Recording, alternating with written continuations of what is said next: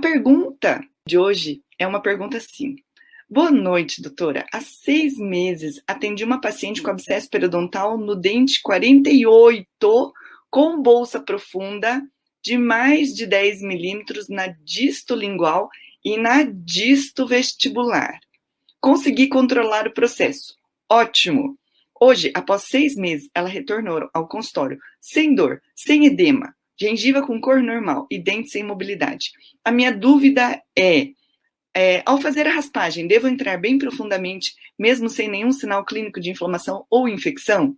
Gente, tem tanta coisa para eu começar a conversar nessa pergunta. Presta atenção, uma coisa de cada vez, tá? A pergunta que me vem encaminhada é assim: há 6 meses atende uma paciente com abscesso periodontal no dente 48. 48 é o póstero inferior, é o terceiro molar de um dente é o siso inferior. E foi há 6 meses. Tinha 10 milímetros de bolsa. 10 milímetros de bolsa na distovestibular e a distolingual de 1,48. Nem sempre é bolsa, porque pode ser capuz pericoronário. Até quando é bolsa, até quando não é. O que a gente tem que parar e pensar é que, às vezes, a gente tem uma falsa bolsa. Falsa bolsa é quando a gente tem gengiva a mais, já que é o 48. Então, será que é bolsa? Será que não é? Então, bolsa periodontal, a gente vai pensar que ela vai ser mais ou menos... Bolsa é perda de inserção. Então, tem que ser perda óssea, certo? Nós estamos falando de 2 patologias diferentes. Uma é bolsa periodontal na distal do 48, que pode acontecer. E a outra coisa é capuz pericoronário e uma profundidade de sondagem maior. Vamos dizer que há 6 meses tinha dado uma pericoronarite, inflamou e aumentou aquele capuz pericoronário e ficou profundo. 2 entidades diferentes, não confunde bolsa periodontal quando tem perda. Falando em bolsa periodontal em distal de molar inferior, o dente mais comum de ter uma bolsa periodontal, presta atenção, é quando extrai o siso e às vezes a gente tem o segundo molar e a gente tem o terceiro molar impactado e quando extrai a gente não tem osso aqui na distal do segundo molar inferior, tira o siso. E, às vezes, se o indivíduo tem uma infecção periodontal ou bactérias periodontopatogênicas na boca toda, ele vai ter uma bolsa periodontal na distal do 47, depois da extração do 48 ou 38, entendeu? É por isso que a gente não pode ficar só olhando para o siso, tira o siso e tá com toda aquela infecção periodontal, porque vai dar perda óssea na distal. Vai dar perda óssea na distal? Vai. Não é que já tinha, né? Porque extraiu o siso. Ah, então não vai tirar o siso? Não, vai tirar. Claro que vai tirar. E daí vai ter ali, e a gente tem o osso ali. Então, a gente, por equilíbrio do corpo, por uma capacidade de homeostasia, de equilíbrio do próprio corpo, o corpo vai formar osso na distal daquele dente onde o terceiro molar foi tirado. Mas na presença de infecção não forma. Então, é muito atento a isso. E, às vezes, a gente tem uma infecção periodontal severa que já vai virar lesão de fúrica. A mesma coisa no superior. Então, imagina, um terceiro molar que está coladinho no segundo molar superior, tira. Aí tira, osso é tudo no periodonto, né? E, às vezes, na distal do segundo molar, não tem osso, porque está o segundo molar coladinho no terceiro, tira o terceiro, não tem tábua óssea. Então, olha só, quando a gente fala em bolsa periodontal isolada na distal de segundo ou terceiro molar, são essas 2 condições.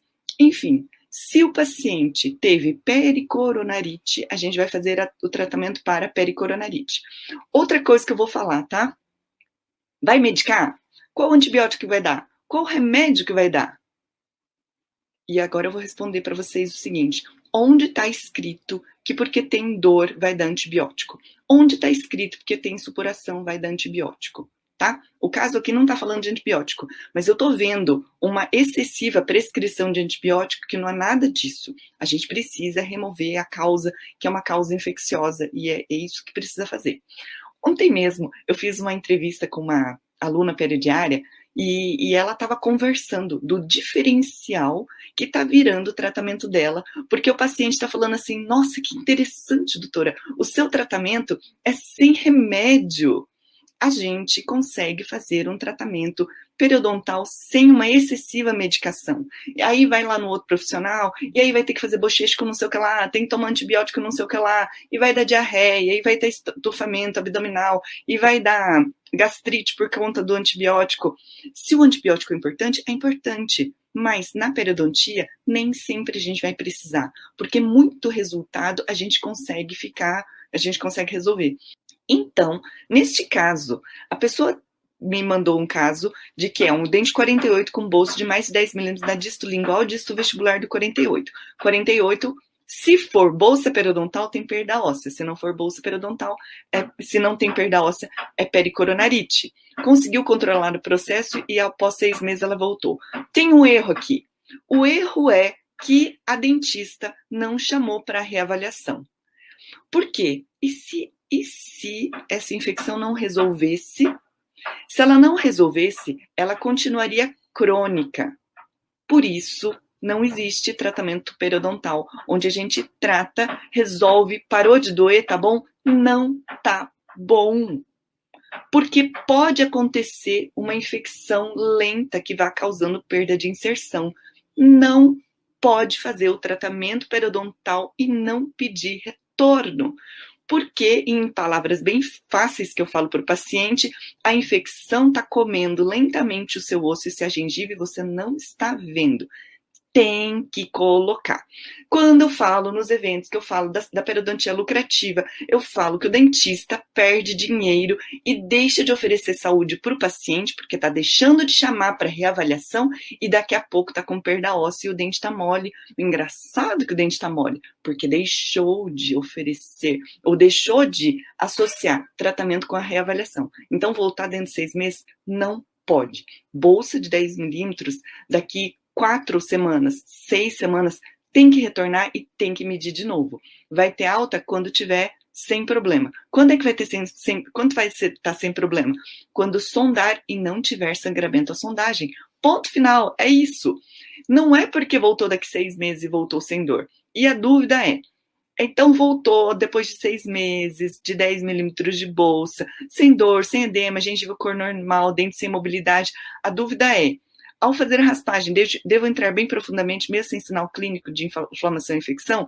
Vai sondar sempre.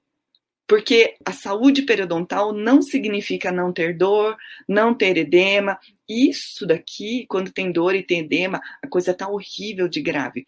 O sinal mais precoce de problema se chama sangramento à sondagem. Nunca pode sangrar quando sonda. Ponto final. Se o dentista está deixando de sondar, identificar o sangramento, desculpa dizer, mas está deixando doença periodontal, mesmo que seja leve, subjacente o dia que diminui a imunidade, aquilo ali aumenta a perda óssea. Não pode. Então, a pergunta é, vai sondar profundamente, sem sinal de inflamação e infecção? Vai sondar sempre, sempre, sempre. Nunca pode ter profundidade de sondagem. Outra coisa que você tem que ver, será que não deveria remover aquele 48? Será que não tem pericoronarite? O diagnóstico era pericoronarite ou era bolsa periodontal? Né? Dificilmente tem pericoronarite só num 48. Tem que avaliar isso para conseguir resolver. E tem uma situação que a gente não pode sondar.